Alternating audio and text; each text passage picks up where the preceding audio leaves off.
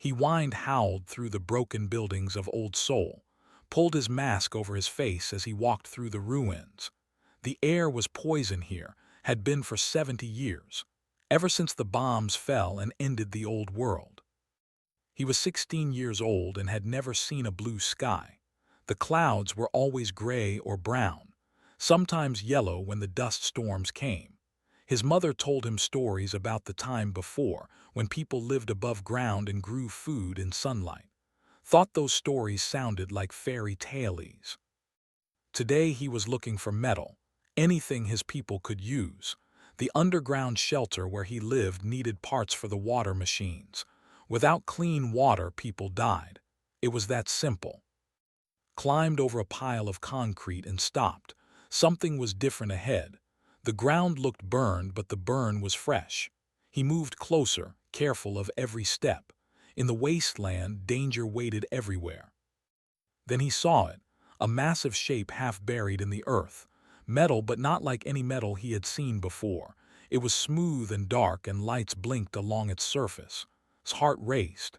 This was a ship, an alien ship. He found an opening and climbed inside. The air was warmer here, cleaner. Lights glowed softly on the walls. Walked down a corridor and heard sounds. Voices, but not human voices. They were deeper, stranger. In a large room he found them.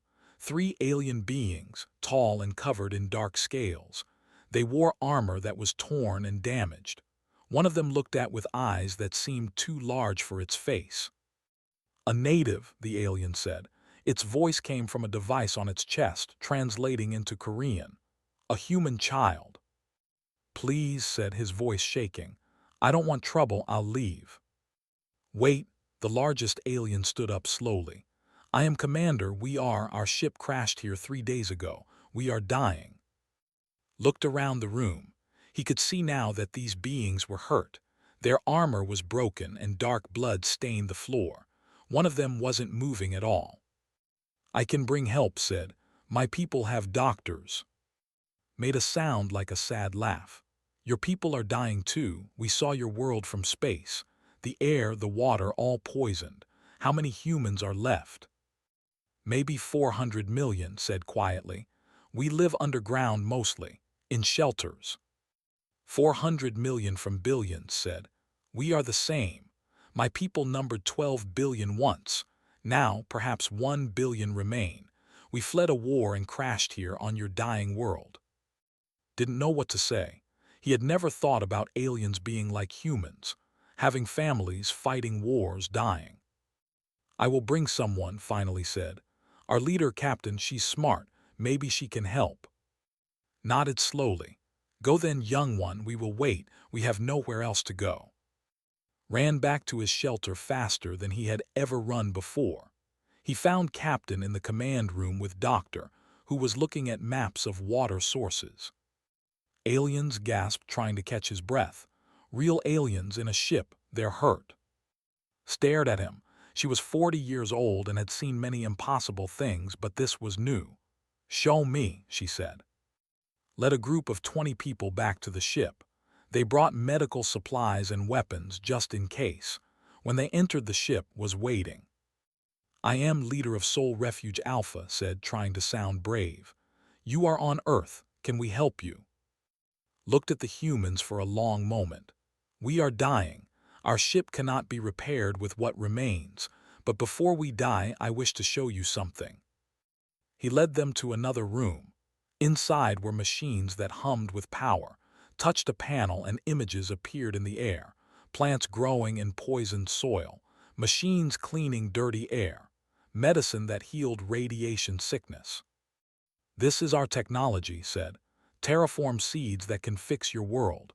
Atmospheric processors that clean air. Medical machines that cure what your bombs have done. We can give you these things." Doctor stepped forward, staring at the images. "This could save us, all of us, but why would you help us?" "Because we can," said simply. "We crashed on your world. We are going to die here. We cannot fix our ship and survive, so we have a choice. We can try to repair our engines and leave using all our remaining power, or we can give that power to you and stay." If you stay, you'll die here, said. Yes, but if we leave, you die here. Your children die. Your species ends in a few more generations. Looked at each human. My crew does not want this. They want to go home. They want to try to survive. But I am commander and I make the choice. Why? Asked. Why would you sacrifice yourselves for strangers? Was quiet for a moment. I have fought in war for 40 years. I have seen my people destroyed world by world. I have watched mercy die in the galaxy. Everyone takes, no one gives. But what is the point of surviving if we lose what makes us good? He looked at. That child came here looking for metal to help his people. He did not attack us. He offered to bring help. Perhaps there is still mercy in the universe. Perhaps it should be protected. Over the next week, they worked with humans. They planted the terraform seeds in the poisoned earth. They set up the atmospheric processors in 30 locations around the world. They taught Doctor how to use the medical machines. Visited every day. He brought food to thee and learned their language. Told him stories about the stars, about worlds with 3 suns and oceans that glowed at night. Will you really never see them again? Asked. No, said, but you will. Someday humans will reach the stars. You will see what I have seen, and maybe you will remember us. On the 10th day the last died, was the last one, and were with him. The commander looked at the ceiling of his ship and smiled. Perhaps mercy is the only victory that matters, he said. Then he was gone. Stood in the ship's command room and cried, held her hand. Outside, for the first time in 70 years, rain fell from the sky. Clean rain. The atmospheric processors were working. Within a month, the air began to clear. Plants started growing. The terraform seeds were spreading across the continents. Children came up from the underground shelters and saw sunlight for the first time in their lives. Humanity was going to live, and it was because 3 aliens chose mercy over survival. Made the ship into a memorial. She carved words on the wall. They saved us when they gained nothing. Remember their names. Remember their mercy. Grew up in a healing world. He became a scientist and studied the technology. He never forgot the alien commander who chose to die so humans could live. And neither did anyone else. The story spread to every shelter, every refuge, every settlement on Earth. The story of the who showed mercy to a dying world. It was a story that would change everything. They showed humanity mercy once, and were repaid with a legend. Part 2. 100 years had passed since they died on Earth. The world was completely different now. Admiral stood on the observation deck of the space station and looked down at Earth. The planet was blue and green again. Clouds were white, not gray. 2 billion people now lived on the surface, in cities built with both human and technology. The old world was gone, but a new one had been born from its ashes. Beautiful, isn't it? Said Doctor, walking up beside him. She was the lead scientist studying what remained of the ship. Hard to believe it was dying a century ago. They gave us a future, said. Everything we have now started with them. Nodded. That's why I keep searching their ship. There must be more to learn, more they wanted to tell us. Smiled. Find anything interesting lately? Actually, yes. That's why I called you here. Come with me. They took a shuttle down to Earth, to the memorial park where the ship still rested. Thousands of people visited every day to see where humanity's second chance began. Children learned about Commander in school. His final words were known by everyone. Perhaps mercy is the only victory that matters. Inside the ship led to a room they had never been able to open before. We finally cracked the security yesterday, she said. The room was locked from the inside, must have protected it. The room was full of computers and star maps. Touched a panel and a hologram appeared. It showed a solar system far away with planets and moons circling a red sun. This is the home system, explained. Their star charts, their records, everything is here, and look at this. She played a recording. A voice spoke in their language, but the computer translated it. This is High Elder Tor speaking from Prime, We are surrounded. The Empire has blockaded our last world. We have lost everything else. If anyone receives this message, please help us. We are dying. This is our last transmission. Day 14,247 of the siege. We will not last another year. The date stamp showed the message was 100 years old. Felt cold. How far away is their home system? 200 light years, said quietly. And look at this. There's a newer signal, much weaker. It's still broadcasting. She played another recording. This one was harder to hear, full of static. Day 50,789 of the siege. This is Elder Tor speaking. Population remaining 800 million. Food supplies critical, medical supplies none. We do not expect rescue. We have not heard from our scattered fleets in 90 years. We are alone, but we do not regret our choices. Every world we tried to protect, every species we tried to save, it mattered. Even if we die here, it mattered. The recording ended and stood in silence. They're still alive, finally said. After all this time, they're still fighting. Barely said. That message is 2 years old. It took that long to reach us. They might already be gone. Looked at the star map. Or they might be waiting for a miracle that never came. What are you thinking? Asked. I'm thinking about a ship that crashed on Earth, said. And a commander who chose to save strangers instead of going home. I'm thinking about the debt we owe. News of the discovery spread across Earth quickly. The government called an emergency council. Representatives from every nation gathered in New Seoul, the capital of the unified Terran Federation. Stood before them and told them everything. He showed them the messages from Prime. He showed them the star charts showing where they were trapped. We have faster-than-light travel now, said. Engineer Sung just finished testing the new drive system last month. It's based on technology improved by human engineering. We can reach their system in 2 years. To do what? One council member asked. Start a war with this empire. To repay a debt, said firmly. They saved us when we were dying. They gave us everything. They gave us tomorrow. Now they need help and we're debating if we should bother. Another council member stood up. Admiral, we sympathize, but we're talking about war. We've just finished rebuilding from our own near extinction. Do we really want to risk everything we've built? Was quiet for a moment. Then he spoke with a voice that filled the chamber. 100 years ago, 3 aliens crashed on our dying world. They could have left. They could have saved themselves. Instead, they stayed and died so we could live. Every person on Earth owes their life to that choice. Every child born in the last century exists because Commander chose mercy over survival. He looked around the room. Now we have a choice too. We can stay safe and let the die alone, or we can show the galaxy what humanity does when someone shows us mercy. We can prove that kindness is not wasted on us.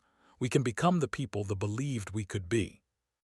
The chamber was silent. Then one representative stood up, then another, then another. Soon everyone was standing. The vote was unanimous. Humanity would go to war. Over the next 6 months, Earth built a fleet. 12 ships, the best humanity could create. They combined technology with human innovation. The ships were fast, tough, and heavily armed. 40,000 volunteers signed up to crew them. Millions more wanted to go but couldn't. The flagship was named TSS Remembrance in honor of the. On its dedication plaque, they carved Commander's final words. Was given command of the fleet. Engineer Sung led the technical team. Pilot commanded the fighter squadrons. Medic Jin prepared medical facilities for both humans and. They trained together for months, preparing for what waited 200 light years away. On the day of departure, millions gathered to watch. The 12 ships rose from Earth's surface and formed up in orbit. They looked small against the vastness of space, but they carried humanity's gratitude. Broadcast a message to everyone on Earth. We are the children of mercy. 100 years ago, we were saved by strangers who owed us nothing. Today, we go to return that gift. We don't know if we'll succeed. We don't know if we'll come back. But we know this, they will not die alone. They will not die wondering if their mercy mattered. We are proof that it did. We are going to show them what their sacrifice created. The ships engaged their FTL drives. Space twisted and they vanished, heading into the unknown. Earth watched them go and hoped. Far away on a dying world under a red sun, Elder Tor sat in a dark room and listened to alarms. They were attacking again. His people had no more weapons, no more ships, no more hope. He closed his eyes and thought about the past, about the fleets they once had, about the worlds they'd tried to protect, about Commander and the others who had never come home. "We tried," he whispered to the empty room. "We tried to be good." He didn't know that help was coming. He didn't know that a small blue world had remembered. He didn't know that mercy, planted in the right soil, could grow into something beautiful. But he would find out soon. They showed humanity mercy once, and were repaid with a legend. Part 3. The TSS Remembrance moved through the darkness between stars.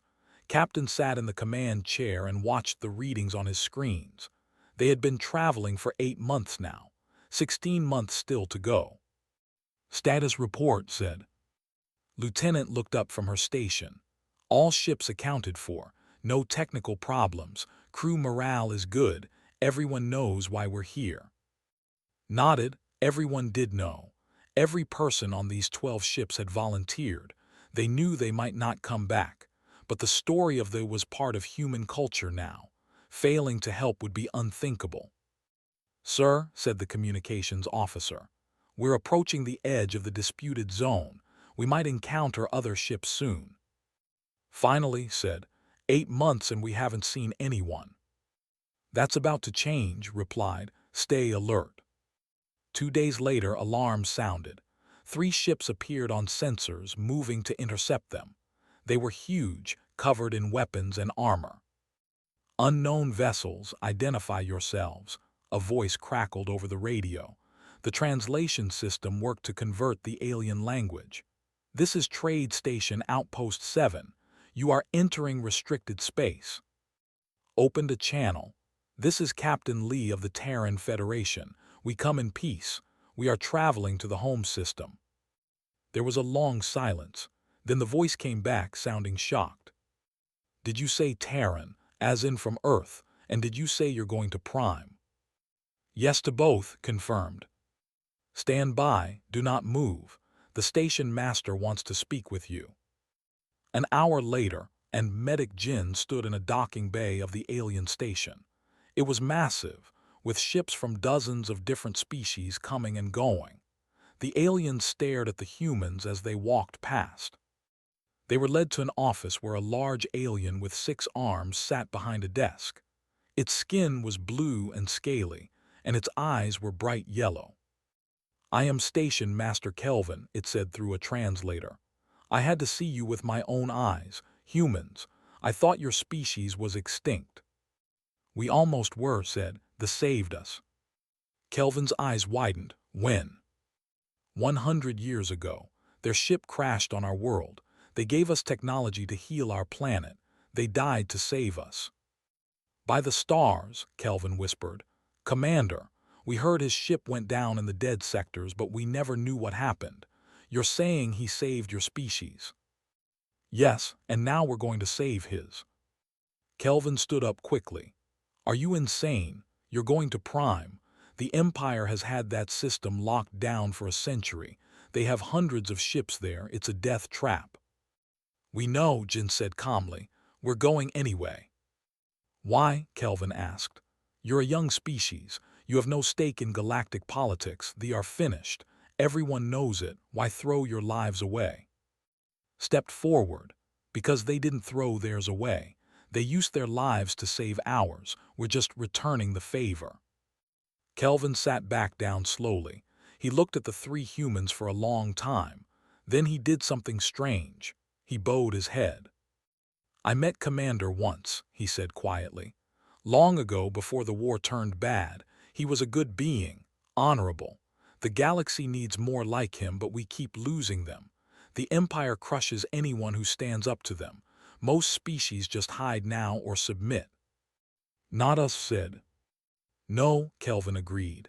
Apparently not you, though you should know you're going to die. They have 60 capital ships blockading Prime, you have 12. It's not a battle, it's suicide.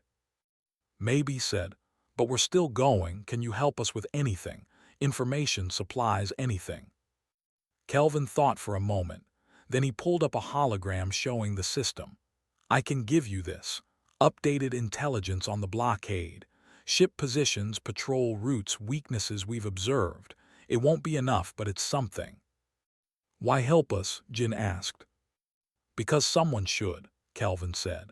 And because I want to see the look on the commander's face when he realizes what you're trying to do. It'll be worth it, even if you fail. The human fleet stayed at the station for 2 days, gathering supplies and information. Word spread fast. A human fleet was heading to break the blockade. Most aliens thought it was a joke. A few thought it was inspiring. None thought it would work. On the second night, stood in the station's observation area, looking out at the stars. An old alien with wrinkled gray skin approached him. It used a cane to walk. I am Elder, the alien said. I served with the fleet 40 years ago. I fought beside them before my people surrendered to the... You were allies? Asked. Once, many species were. They were the only ones brave enough to say no to the Empire. They fought for everyone's freedom, not just their own. But one by one, we all gave up. We made deals to survive. They fought alone, and it destroyed them. We're going to help them now, said. I know, that's why I came to talk to you. Looked out at the stars. Do you know why everyone's given up? It's not just fear. It's because we stopped believing that fighting mattered. We stopped believing that anyone would help if we resisted. They showed us that mercy is weakness, that kindness gets you killed. He turned to look at. But you're going anyway. You're proof that mercy isn't weakness. You exist because of it, and now you're going to fight for it. Young captain, even if you die, you've already won something important. You've given the galaxy hope again. The fleet left the station the next day. As they departed, something unexpected happened. 5 small ships followed them. They were from species that had once been allies. Human fleet, this is Captain Rend of the Concordat, a voice said. We can't send much, but we're sending what we can. 5 ships and 300 volunteers. The once fought for us. It's time we returned that favor too. Felt his throat tighten. Understood, Captain Rend. Welcome to the fleet. Over the next months, the fleet grew. Nothing large, just small groups here and there. A ship from this species, 2 ships from that one. Most sent messages of support but couldn't risk sending help. A few sent supplies. But 17 more ships joined the fleet, carrying 2,000 more warriors. They all knew it wouldn't be enough. The Empire was too strong, but they came anyway. Summed it up one night during dinner. We're all crazy, every single one of us. Yes, agreed a pilot, but it's better than being cowards. Finally, after 2 years of travel, the fleet arrived at the edge of the system. Sensors immediately lit up. The blockade was even bigger than reported. 70 ships, not 60, and hundreds of smaller vessels. Sir said quietly, we're outnumbered 4 to 1. I know, replied. He opened a channel to all ships. This is Captain Lee. We've come a long way. We all know why we're here. The saved humanity once. Today, humanity saves the all ships battle stations. Prepare for combat. Then he opened another channel, broadcasting to the entire system, to thee and alike. This is Captain Lee of the Terran Federation. We are the children of Commander and his crew. We are the ones they saved. We have come to repay mercy with loyalty. We have come to break your chains. Prime, if you can hear us, hold on. We're here. On the planet below, Elder Tor sat in his dark command center. He had heard the message. He didn't understand it at first. Terran, from Earth, Commander. Then he remembered. 100 years ago, a ship had been lost in the dead sectors, had been commanding it. They'd written him off as dead. But had found something. He'd found a dying world. and he'd saved it. Now that world had come back. Tor looked at his officers, and for the first time in decades, he smiled. "Sound the alarm," he said. "Wake everyone. Tell them to look to the sky. Tell them help has come." They showed humanity mercy once, and were repaid with a legend. Part 4. The flagship was 3 times the size of the Remembrance. Admiral sat on his command throne and watched the human fleet approach. His skin was red and rough, covered in battle scars. He had commanded the blockade for 20 years. "Humans," he laughed. "I've heard of them. Weak prey species from a dead world. They dare challenge the Empire." His second officer looked worried. "Sir, they have 29 ships now, and they're broadcasting their message across all frequencies. The whole galaxy is watching." "Good," said. "Then the whole galaxy will watch them die. Open a channel." The flickered, showing Captain in his command chair. "Little human," sneered. "I am Admiral of the Empire. You have made a mistake coming here. Turn back now, or I will destroy you, and then I will come to your Earth. I will add your world to my empire." Stared back calmly.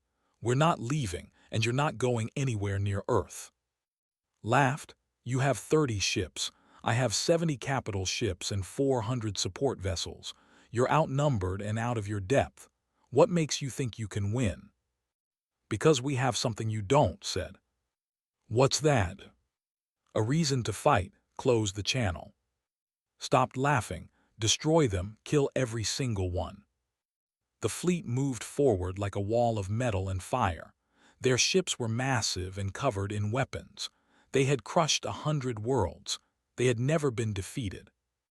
The human fleet moved too, but not forward. They scattered in different directions. "What are they doing?" demanded. "Breaking formation, sir. They're splitting up." Led her fighter squadron into the asteroid belt at the edge of the system.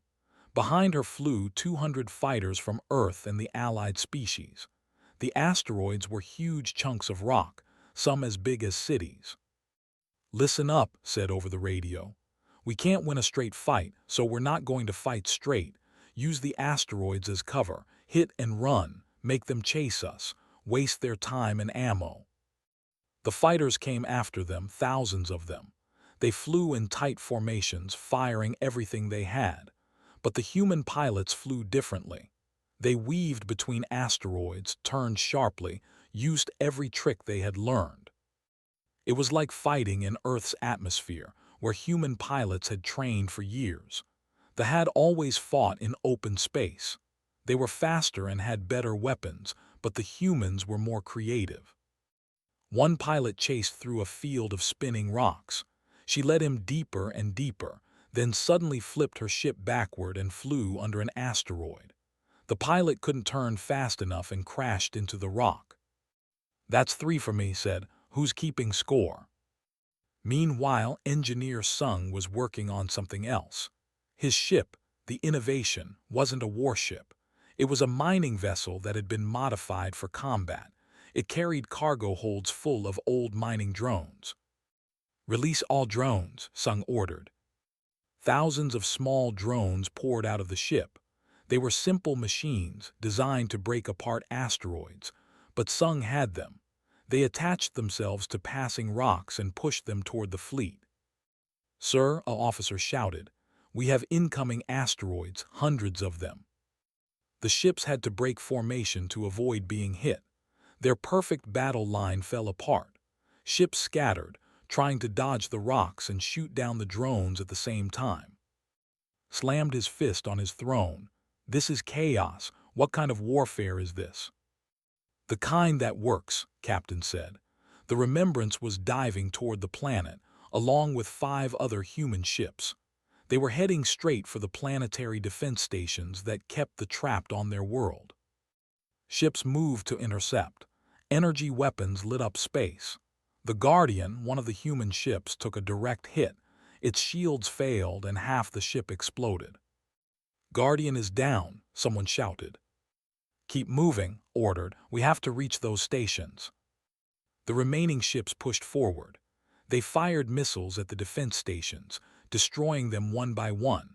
Below, on Prime, people watched from underground shelters as the sky lit up with battle. Elder Tor stood in the command center, tears running down his face. They came. They actually came.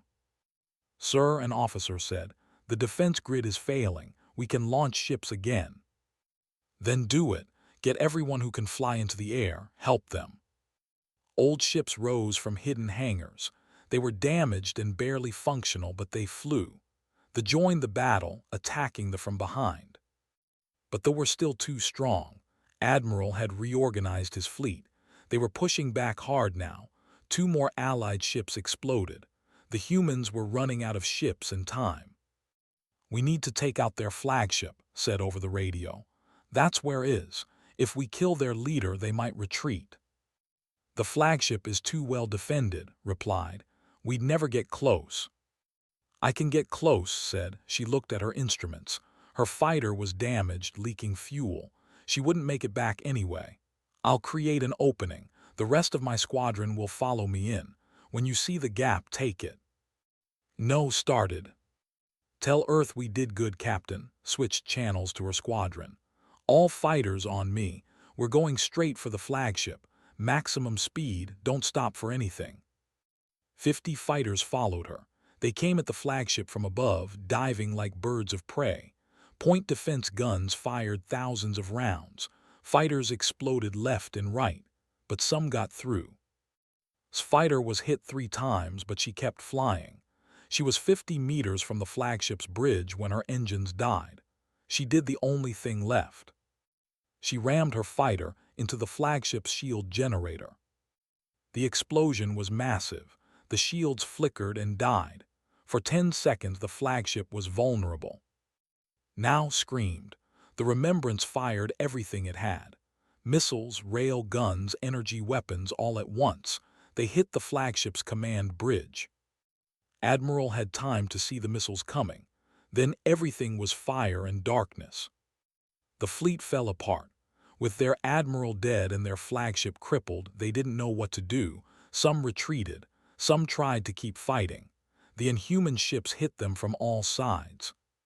The battle lasted 6 more hours. When it was over, 8 human ships remained. 13 Allied ships had survived. They had lost 40 ships and the rest had fled. The blockade was broken. Captain sat in his damaged command chair and looked at the casualty reports. 15,000 dead. Was gone. So many others. The Remembrance itself was barely flying. But they had won. A message came from the planet. Elder Tor's face appeared on screen. The old was crying. I don't have words, Tor said. You came so far, you sacrificed so much, for us, for strangers you've never met. Smiled tiredly. Not strangers, you saved our world once. We're just repaying the favor. Commander was right, Tor said. He told me once before he left that mercy was like planting a seed. You never know what might grow from it. I didn't believe him. But now I see the tree he planted. It grew tall and strong, and it came back to shelter us. We'll send down medical supplies and food, said, and engineers to help rebuild. We won't leave you alone again. Across the galaxy, billions watched the broadcasts. They saw humans and allies break an impossible blockade. They saw sacrifice and courage. They saw that they could be beaten. Most importantly, they saw what mercy looked like when it grew up. In the ruins of his command room, looked at its empty seat and whispered, "We remembered. We kept our promise." And somewhere, he hoped Commander knew it too. They showed humanity mercy once, and were repaid with a legend. Part 5. 3 days after the battle, Medic Jin walked through a hospital on Prime. The building was old and damaged, but they had made it work. Human and doctors worked side by side, treating the wounded from both species. A young child approached Jin. The child was thin, too thin. 80 years of blockade had starved this world. "Are you human?" the child asked.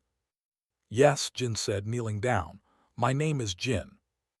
"Why did you come here?" "My teacher said humans live far away." Jin smiled. We came because your people saved us once, a long time ago before you were born, and we don't forget our friends." The child thought about this. "My mom says you're heroes." "No," Jin said gently. "Your people are the heroes. They fought alone for so long.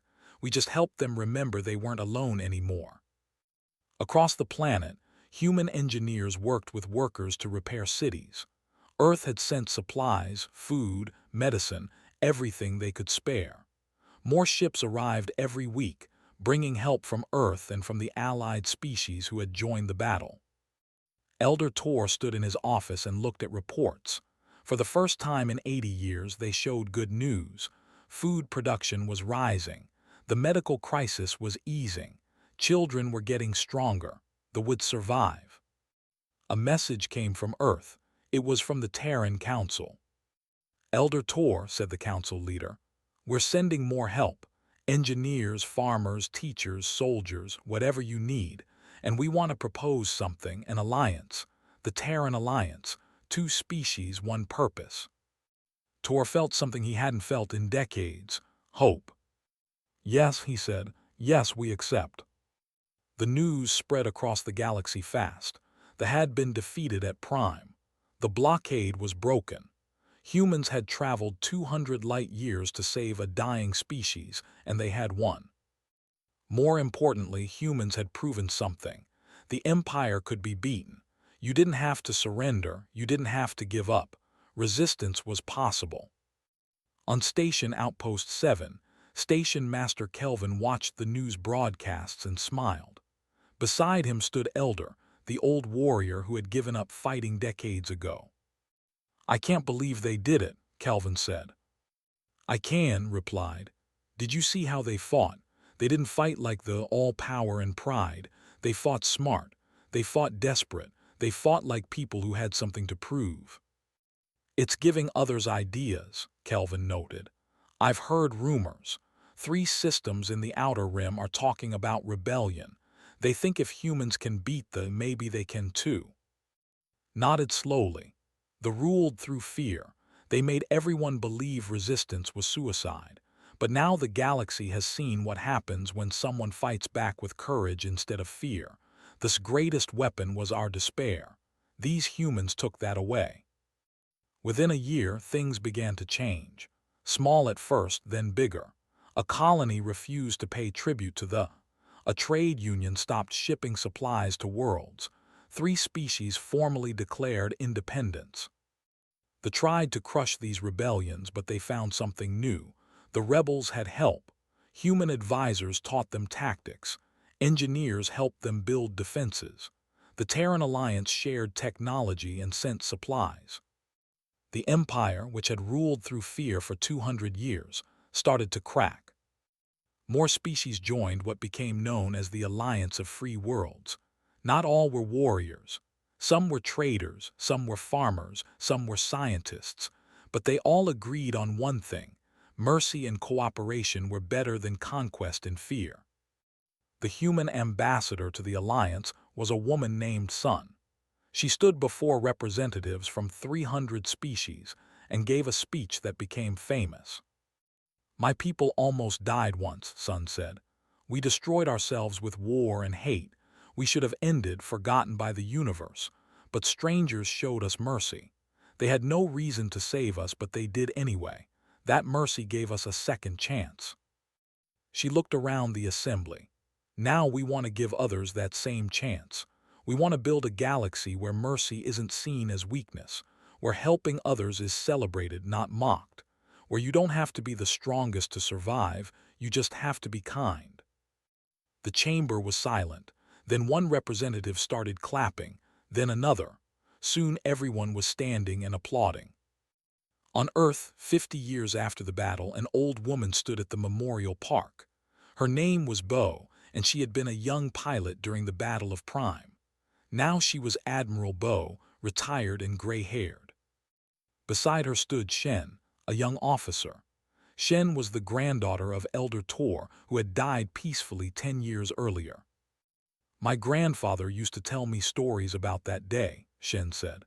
"About seeing your ships appear in the sky. He said it was like watching a miracle. Bo smiled. We were terrified. We thought we were going to die, but we came anyway because it was the right thing to do. They stood in front of the old ship where Commander had died. The memorial had grown over the decades. Now it included names of everyone who had died in the Battle of Prime. Human names from a dozen other species. The plaque had been updated too. It now read, "Here lie the who showed mercy when they gained nothing. Here began humanity's journey from ashes to stars. Here two species learned, mercy is not weakness.